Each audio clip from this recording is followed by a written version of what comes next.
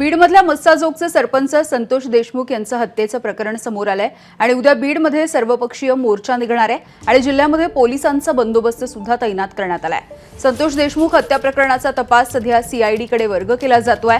संतोष देशमुख हत्येच्या निषेधार्थ उद्या बीडमध्ये सर्वपक्षीय मोर्चाचं आयोजन करण्यात आलंय। कसा पोलीस बंदोबस्त असेल, ज्या रस्त्यावरून हे सगळे आंदोलक जाणार आहेत तर तिथे काय व्यवस्था असेल या संदर्भात बोलण्यासाठी बीडचे अतिरिक्त पोलीस अधीक्षक सचिन पाणकर साहेब माझ्यासोबत आहेत। पण साहेब, साधारणतः किती बंदोबस्त असेल या सगळ्या रूटवरती?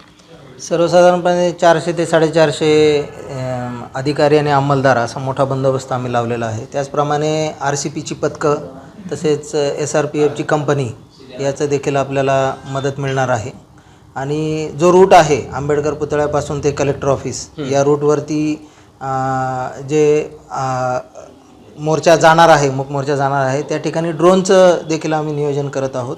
आणि वॉचर आमचे जे उंच उंच इमारती आहेत त्या ठिकाणी आमचे अंमलदार सर्व परिस्थितीवर लक्ष ठेवून राहतील। पण सर, ज्या रस्त्यावरून खरं तर हे मोर्चेकरी जाणार आहेत तो रहदारीचा रस्ता आहे, म्हणजे शहरातील मुख्य रस्ता आहे, बाजारपेठेचा रस्ता आहे। तर मग जर आपली जी राहणारी वाहतूक आहे ती जर अशीच चालू राहिली तर मग या मोर्चावर काय परिणाम होईल?